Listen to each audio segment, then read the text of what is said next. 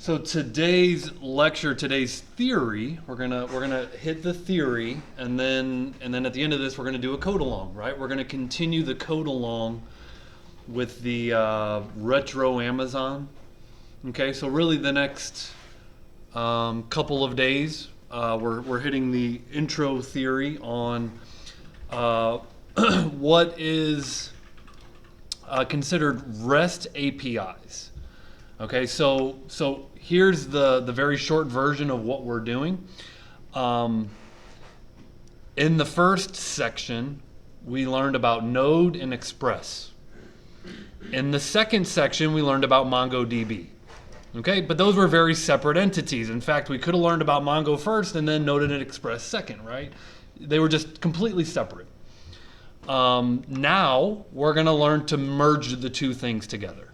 Okay, and that's the short version of what we're talking about here. We're going to learn to merge what we learned in Express and what we learned in Mongo, and we're going to tie it all in together. To do that, there's just some terminology that we're going to get into, which is RESTful APIs, and really what is an API. And I would start this discussion around that question, what is an API? So I'm going to open it up to you all and ask you, what is your comprehension of API? I think that is one of those terms that is commonly used, and maybe a lot of people understand it well, and maybe a lot of people don't understand it well. So what is an API? And we'll just take a volunteer. Someone raise their hand. What is an API? What's your understanding? You get code from somewhere else, you get the data from somewhere else, and it goes into your code. Okay, good. Yeah. So I heard you're using code from somewhere else. You're using code from somewhere else in your code. Yeah. So an API, I think the first time I learned the term really what an API was in a Java class. And so in Java, you download the API, if you will. You download the source code of the Java, what's called the SDK, the Software Development Kit. Okay, and so you downloaded an API, you downloaded a library of code, and then you just used the Java library of code to write Java applications. You guys used the C# API, right? You would download the source code so that you could make function calls that you did not write. Okay? So an API does not have to be necessarily a web interface. Okay? A web interface API is a little bit different, but the term API can just be that in itself. Okay, so I need everyone to understand first what an API is. It's code that someone else wrote. When I think of how would I define it in my mind, I just think of it as a library of code that someone else wrote that we get to implement. Okay, that's a simple definition. It's a library of code that someone else wrote and they made available to us. Now, they can make that available via download. You could download their source code and then use their library of code to build applications. But there are also web interfaced APIs, okay? And you're using their source code, you're using maybe their code to provide access to resources, okay? So when we get into web APIs, they're a little bit different. Web APIs give you, again, they have to kind of set it up. You're using their code to then, provide access to resources. So a really good example of APIs that we're all familiar with would be, I'm just going to use Facebook, okay? And just out of curiosity, how many people have active Facebook accounts in here? Raise your hand if you have an active Facebook account. So I say that this is a really good example, but not so much. Like one person raised their hand. Well, define active. I have. Do you have a Facebook account? Yeah, Okay. it doesn't have a picture or anything. I use Messenger. I Messenger. actually use Facebook. Okay, so not many people have Facebook, but we all understand Facebook, social media, right? If we think about Facebook as a piece of software, it's safe to say that they have a lot of source code that they're not making available to the public. Right? Everyone's with me? A lot of source code on Facebook. We don't get to see that source code and we can't use it in any way, shape, or form. But can you think of an example of why Facebook has an API and what data, what they might allow us access to, maybe to build into our websites? Like what functionality might Facebook expose part of their application for us to use? You use it all the time. What functionality do other websites use? Now, if we're making a website and we want to use part of Facebook's code, what, maybe I'm not phrasing the question right, but yeah, James. Searching for users by username. Okay, maybe they expose that, right? Who are the active users? Yeah. User metadata, maybe they expose that, right? So both of those are good examples of like, hey, maybe Facebook, for like marketing purposes or like advertising, they expose information about their users that they could sell, which I think is kind of what you guys are both saying, right? You could sell user data to advertisers, but even more simple than that, like, I feel like on some websites, maybe it's more like a Twitter thing, you can kind of see like it has like a shortcut to like almost like embedded, like it looks like a thread. like their feed. Yeah, your feed. Right, so like a Twitter or an X might provide an API to see the tweets of a user. Okay, yeah. Video player. Video player. These are all examples, and these are all good examples. What I was thinking would be their login systems. How many websites do we all use when you go to create an account? It's like, oh, just use your Facebook account or use your Google account. Well, Facebook has to expose part of their source code. They have to expose part of their code, okay? Make it publicly accessible to say, yes, that's a good Facebook username and password, and you can log in with your Facebook credentials. Okay? So, suffice to say, if you think of Facebook, okay, it's important to understand their source code that's not publicly accessible, that's there to build the core parts of Facebook, right? And they're not going to make any of that source code accessible. But then there are other parts of the Facebook source code, of their library, that they do make accessible, right? So they're kind of providing a door into their code. So if I go to Facebook API, most websites have like an api.facebook.com. This is developers.facebook.com. And so there's all sorts of reasons why, they're going to provide access into different, well, here's your authentication, Facebook login, right? So if you want to create a website that utilizes Facebook credentials for logins, you need to go to developers.facebook.com/docs and you begin to implement that by, in most cases, you're going to register an account and you're going to get like a key, right? And then that's how you start. You're going to register, you're going to get some sort of like permissions key, and you can start. So most major websites have some API that's exposing their source code, some functionality of their source code. Okay? Does that make sense? What is an API? And There's a Facebook API, and you just do a Google search, right? X API. Of course, this is rebranded Twitter. So when I'm thinking of that, that's why that's a bad name, Twitter API. Oh wow, it's still called developer. They still call developer.twitter.com. So yeah, the branding decision, most marketing branding companies say that's like the worst decision in like marketing history. But moving on, there is an API for Twitter. Now, is Twitter going to give you all their source code? No, they're going to give you access to pieces of it. Okay, there's some for Facebook, there's some for Twitter.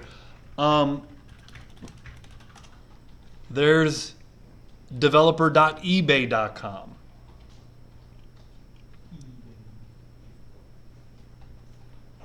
And here you're going to see RESTful APIs. And so the term RESTful API to me is like a modern web-based API. Okay, again, an API by itself is just code that someone else wrote that you're implementing in your application. If it's a web API, there's a couple different types of web APIs, and RESTful APIs are basically the current standards and the current, really it's an architecture of building your APIs. So we're going to talk about RESTful APIs. Again, when I think of the term RESTful APIs, I just think of a web-based API. Okay? Now, these are obviously very real-world things, why you would bring in Facebook for login and authentication, why you might bring in Twitter. Let's go through a couple other APIs that are out there and just kind of cool to look at, right? So before we dive deep into the theory,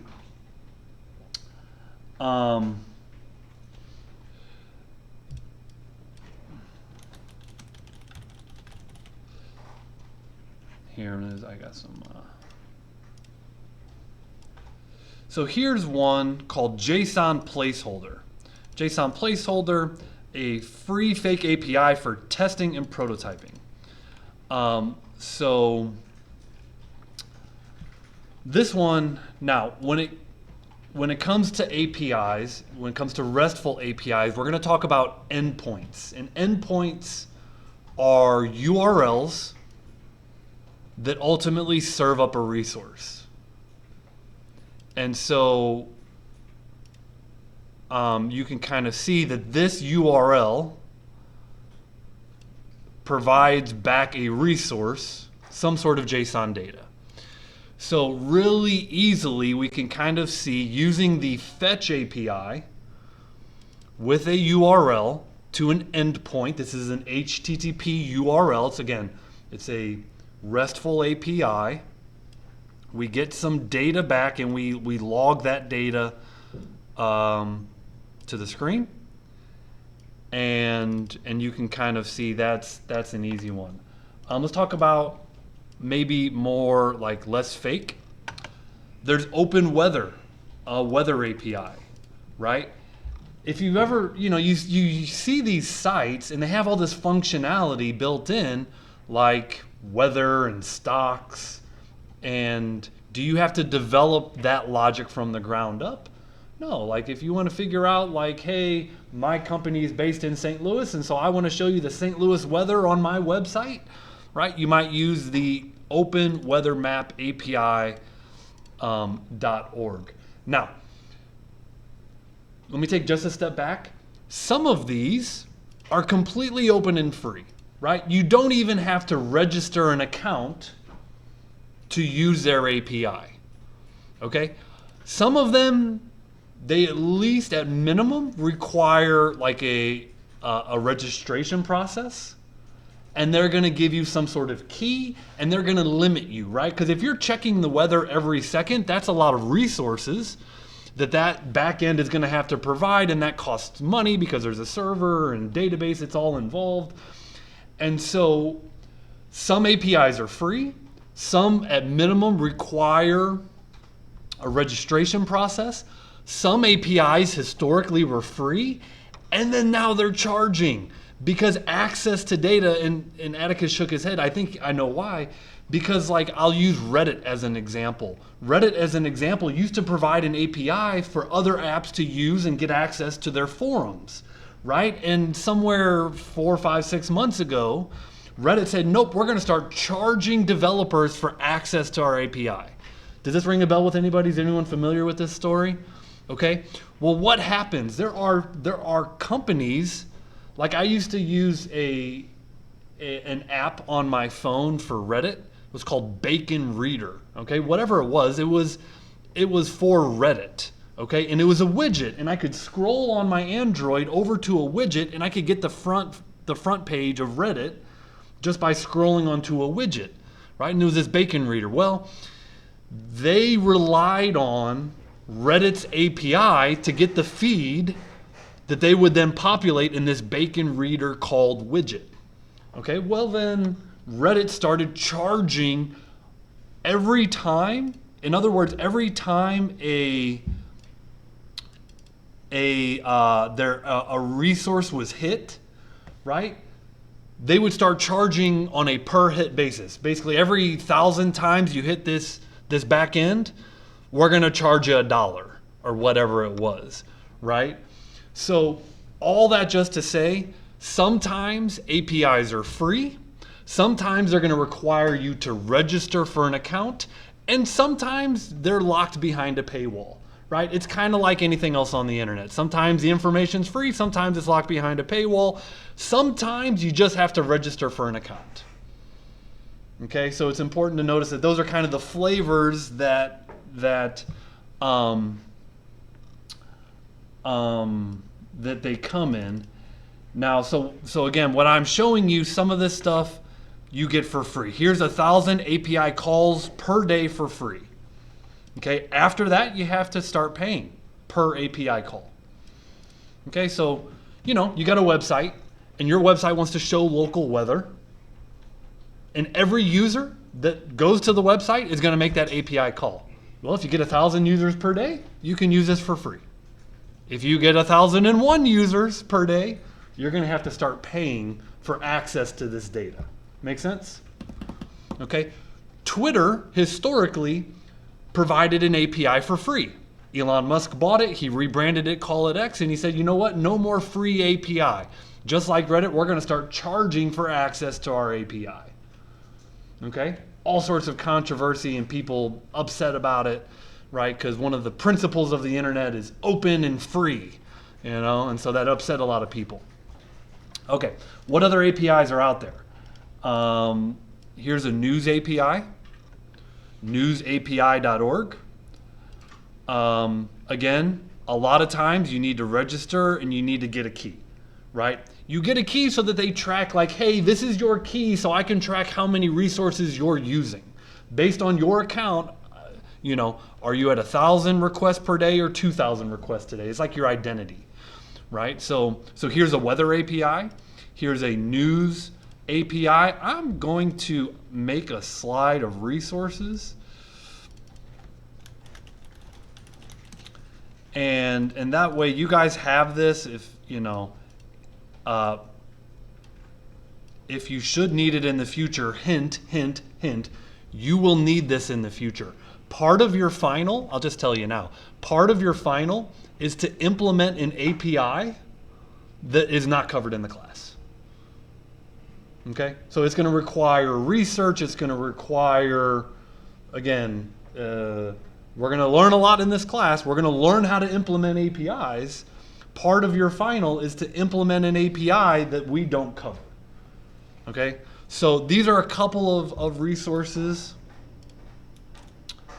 that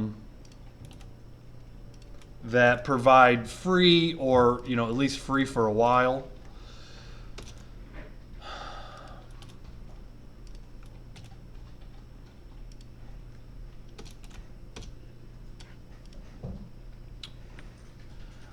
Here's kind of a fun one. API.chucknorris.io. Chucknorris.io is a free JSON API for hand-curated Chuck Norris facts. So they're just jokes, right? So that's just a fun one. They are facts, so it's so they claim. So they claim. I believe.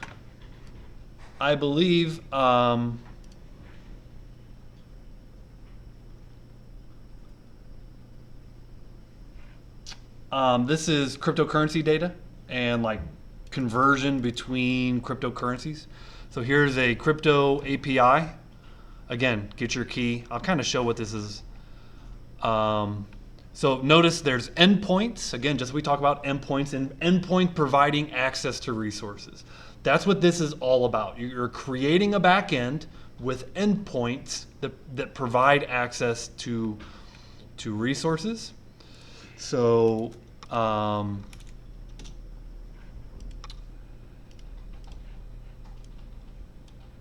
here is an API for NASA. Kind of fun. The objective of this site is to make NASA data, including imagery, essential to application developers. Just another,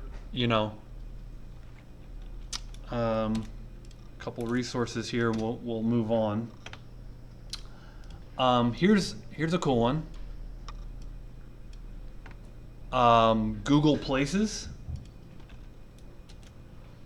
So if you want to incorporate like Google Maps, so to speak, create location-aware features and make detailed location data available to your users.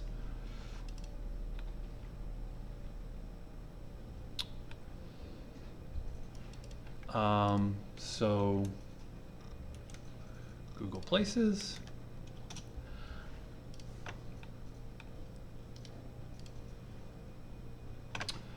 Yelp reviews. And let's see. It looks like this one has expired, this URL. Suffice to say, everyone knows what Yelp is. I think Yelp is reviews of restaurants and things of that nature. And so here are endpoints for Yelp, where you can get business reviews, and maybe you want to provide access to phone numbers of businesses.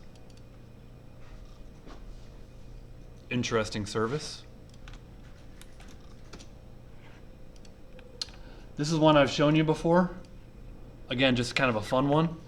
The Poke API, right? Provide access to Pokemon data. Let me just close these down. Close, close, close, close, close, close, close, close, close, close.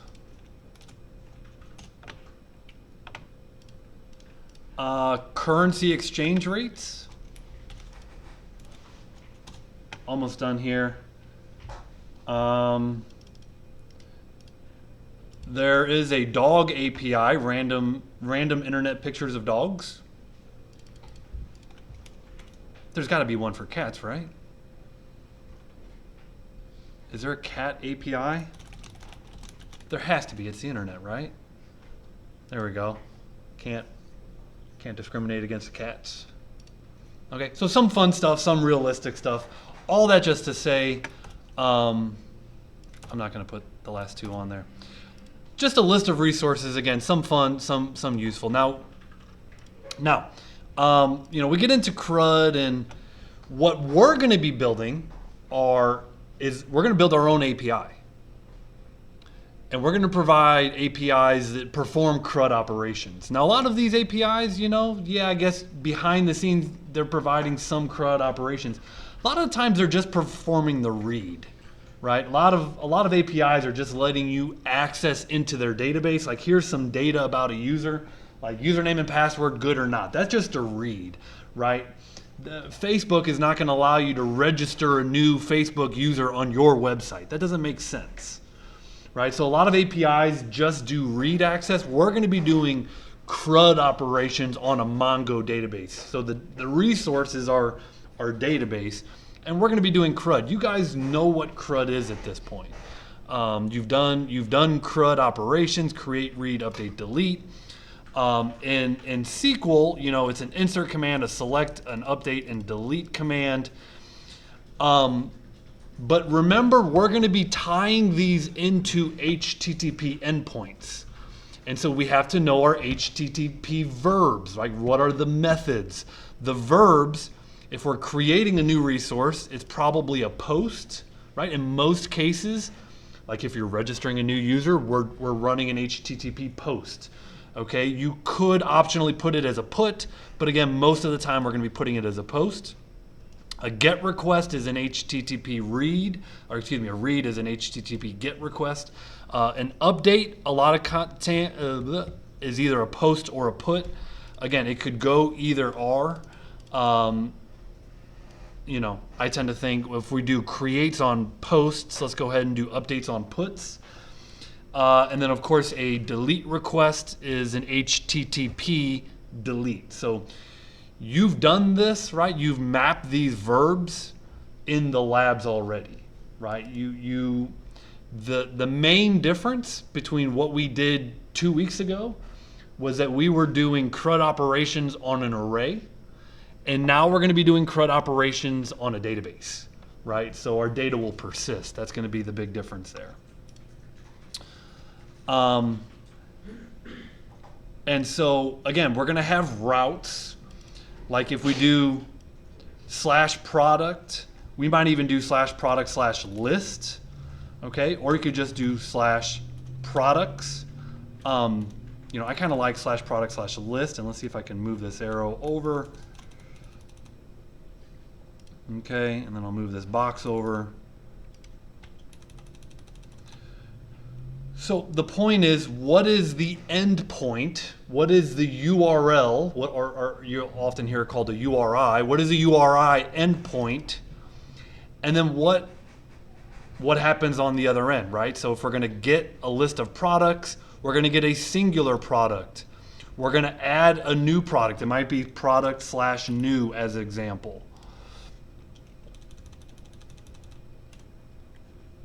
Okay, these are examples. If we do a put product/ID, could be an update an existing product, or delete /product/ID, right? So these are routes and mapping it to the operations. We've already done that. I don't think it's too hard to comprehend at this point because, again, we've done it. So again, an API for customers, if we get a single customer by ID, right? This might be /customer. Again, I kind of like the idea of /list would be listing all the customers versus listing a singular customer.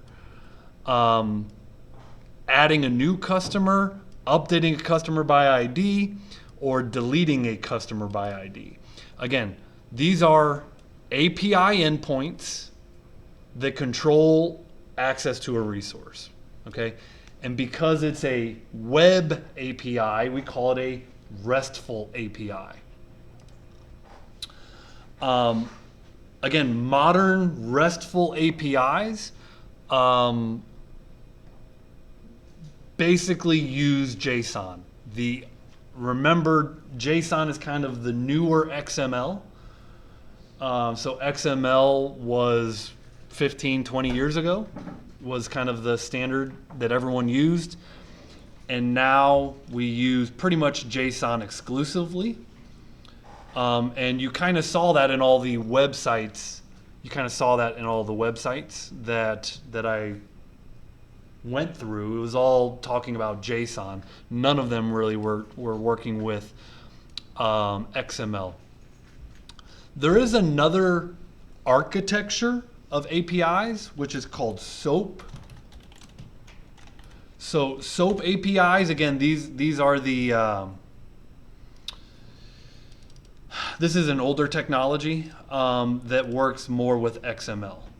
Okay, so RESTful APIs tend to work exclusively with JSON.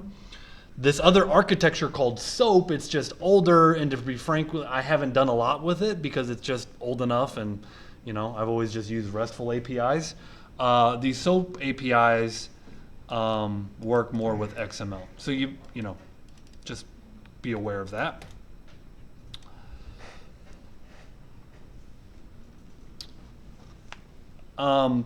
Keep in mind, RESTful APIs are the back end, okay?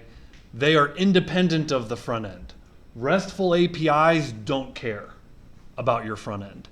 That's why when it comes to the MERN stack, right? Mongo, Express, React, and Node, but there's also the mean stack, which is where you're replacing React with Angular, right? The back end doesn't care what your front end is. It can be built on JavaScript, it could be built on .NET, it could be built on Java.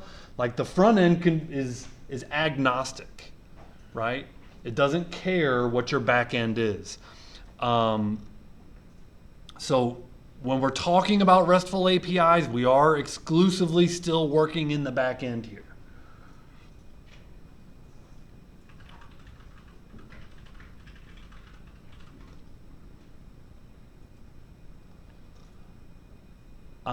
Now, kind of behind the scenes, these RESTful APIs will communicate using a technology called AJAX, which, if you've ever used Google Maps, like in the last 15 years, you're familiar with AJAX, or if you've used Gmail, it's why a part of your page can refresh without the entire page needing to refresh.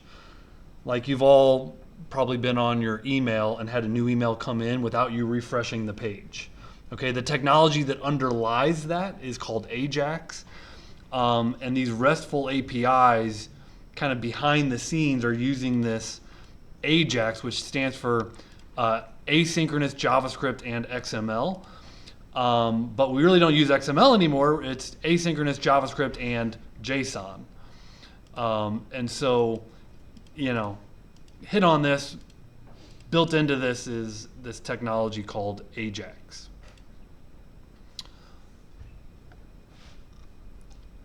So AJAX is for asynchronous HTTP requests. AJAX allows us to send HTTP requests without a page refresh. This allows the UI to update much more dynamically. Again, you're not having to, every time you get new data, you're not having to refresh the page. Okay, so that's the short version of this, is that these RESTful APIs are built on this AJAX technology, which allows us to refresh a part of the page without refreshing the entire page, which is nice because if you had to refresh the entire page, of course, end users perceive that as slow, right? As laggy and slow. It says, now let's build one. So, very quickly, we hopefully now have a basic understanding of what an API is. Okay, it's a library of code. Someone else wrote it. We're going to use it. A RESTful API is a web-based API that's built on some standards. We're going to dive a little bit deeper into this word REST, okay? But for intro, it's just like, hey, this is a web-based API. And if you can understand that, then that's a good start. We're going to be providing CRUD operations on Mongo databases and providing these endpoints that do those CRUD operations. Okay, I thought kind of next what I could do is show you guys an example of an API that's pretty basic. It's not too advanced. But if you remember Pexels, you guys remember Pexels.com, right?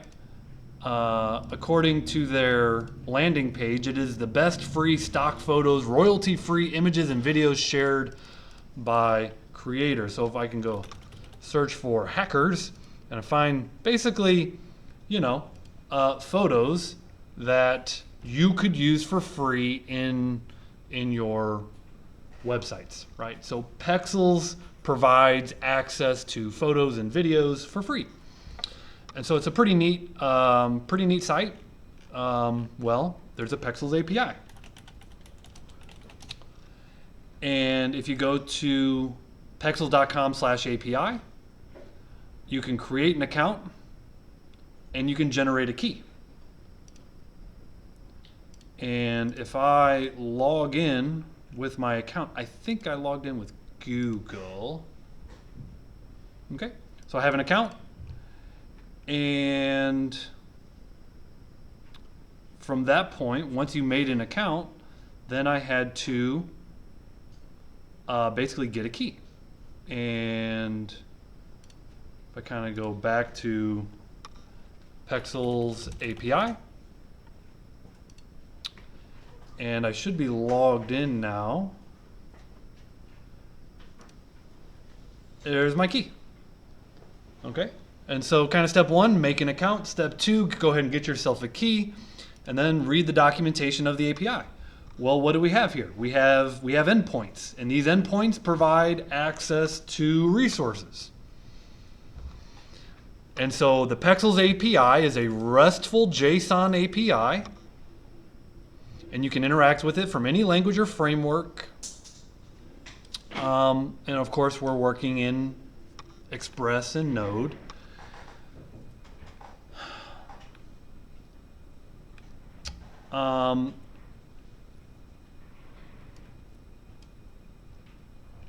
And so at this point, you basically, what's the hardest part of working with APIs is taking your time to understand the documentation. Like, it's real easy if you're like me, you just want a real simple, like, this is how it's done, get it to work kind of thing. But every library, every API library has their documentation, and taking your time and reading the documentation is critical for your correct implementation of their API. Okay, so it is real easy to want to blast through this and just okay, give me an endpoint and let me find your photos.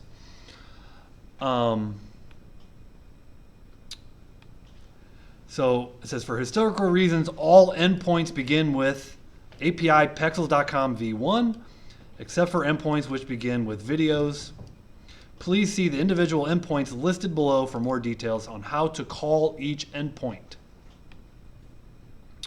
Guidelines: whenever you're doing an API request, make sure to show a prominent link to Pexels. And so, why? Well, okay. If you have a website that's using the Pexels API, they're providing access for free. They're asking you give them a link, right? Link to Pexels because you're using their resources, right? That's a guideline, right? So what happens if you don't? Well, probably if it ever, not that it would, but could that go to a court case and they could be forced to take your website down? Sure, right? You're not following their guidelines. You're using their resources and not following their guidelines. They could then take down your site. A judge could order your site to be taken down. Always credit our photographers where possible. Do not abuse the API. By default, the API is 200 requests per hour and 20,000 requests per month, right? So don't abuse it, right? How could you abuse it? Well, you could write a script that's continually hitting their API for data. You could write a script to automate that. Yeah, put strain on their system. Yeah, but that puts strain on their system. So they kind of talk about Pexels is maintained under different libraries. So JavaScript, NPM, authorization. Authorization is required for the Pexels API. Anyone with a Pexels account can request a key. So all requests you make to the API will need to include your key. This is provided by adding an authorization header.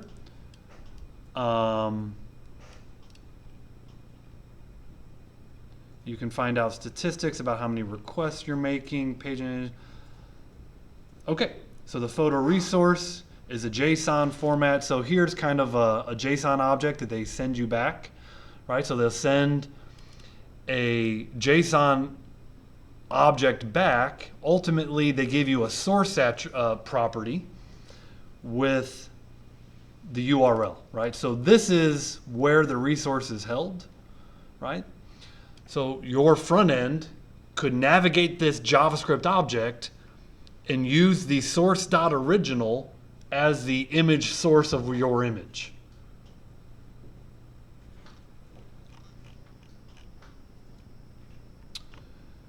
So here's an endpoint for search, right? You want to search for photos. This endpoint enables you to search for pixels for any topic that you would like nature's tiger. Well, what did I do? I searched for Haxel. So here's my endpoint. It's an HTTP GET endpoint /v1/search.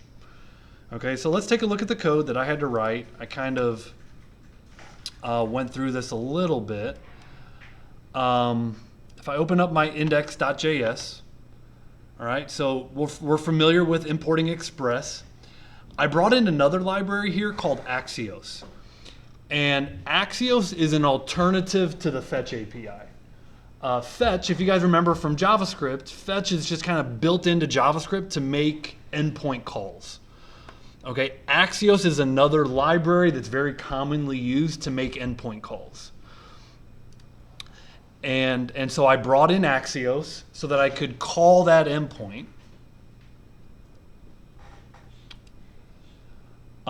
Notice here's my key. Okay, so here's my Express app. Here's my port 3000. Here's my Pexels key.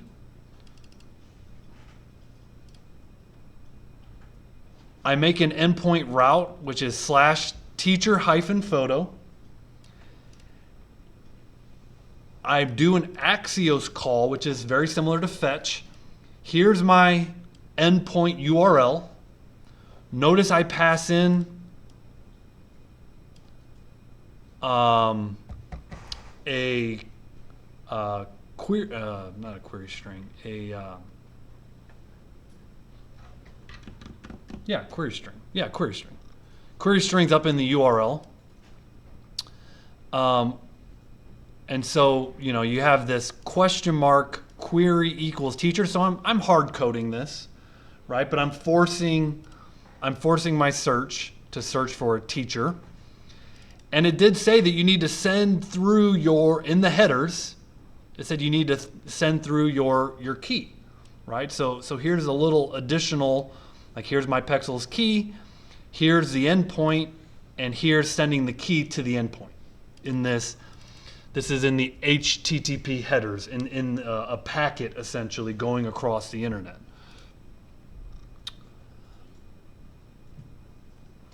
Okay, so now I make this teacher photo. This is going to query and get you a bunch of teachers. Okay, just like when I searched for hackers, it gave me a bunch of hackers, right? This is going to give me a bunch of teachers. I essentially wanted to randomize which teacher photo I got back, right? So I did a little like math.random in here to randomly select one of the photos. Okay, not important. You could have selected sub-0. You could have selected response.data.photos sub-0, and you're going to get the same picture every time. Okay, but I didn't want the same picture every time. I wanted a different picture every time. Okay, so here's the endpoint. Again, this get method kind of ends down here. You're going to notice I've got a try catch block, so if everything works successfully, I then have a JavaScript object called photo data that is going to have the ID of the photo, the photographer of the photo, and the image source. So I got teacher photo .source.large. Going back to the endpoint. Okay, so we got photos sub-0 .source.large. Okay, so you can kind of see the tree that I'm navigating down. Back to my source code. You could choose any one of these sources, right? I could have chose the original, the large, 2x, the large, medium, small, portrait, so on and so forth, right? There's a bunch of these. Okay, so then this is my JavaScript object. I then send that back as JSON to the client. If I have any errors, I catch my errors. And this is a teacher photo endpoint. I also have a random photo endpoint, which is basically the same thing. Okay, so it's not just a teacher of a picture of a teacher, but instead just a random photo. Okay, so let's boot up this endpoint and we're going to use Postman. So, what's up? Are we doing this with you? No. So let's remember back here if we have any sort of script. So if I have npm run start, it's going to run my index.jx. So I'll say npm run the start script. And I get a console log that says server is running on port 3000, right? So going back a couple of weeks, you guys remember doing that, getting an Express server booted up on whatever port.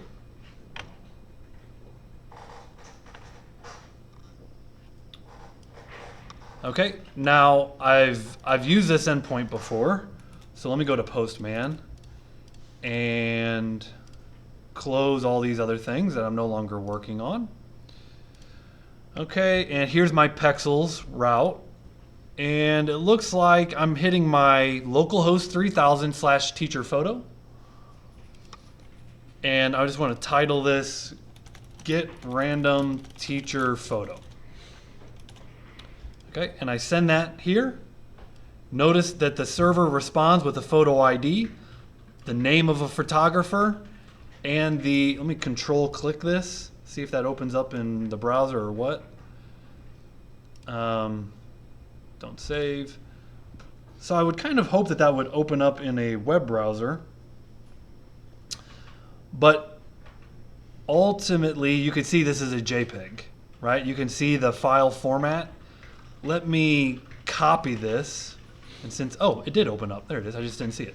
There's my random teacher photo.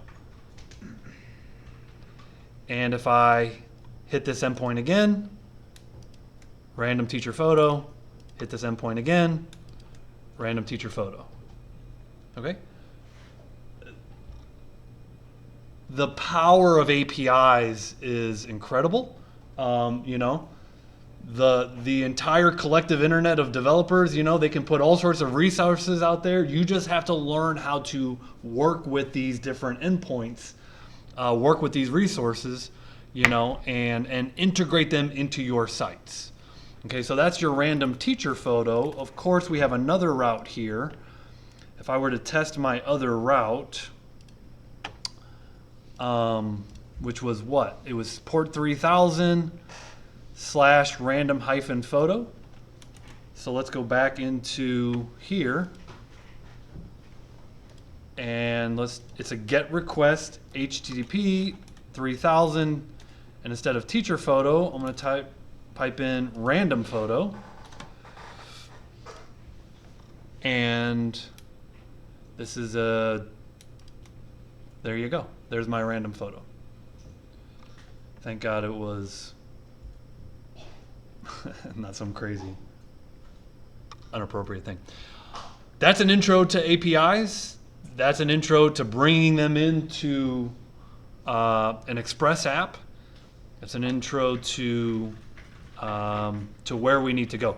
Now, I do want to dive just a little bit deeper on the theory today that is in the reading and building REST APIs. Okay, so let's go ahead and take our first break.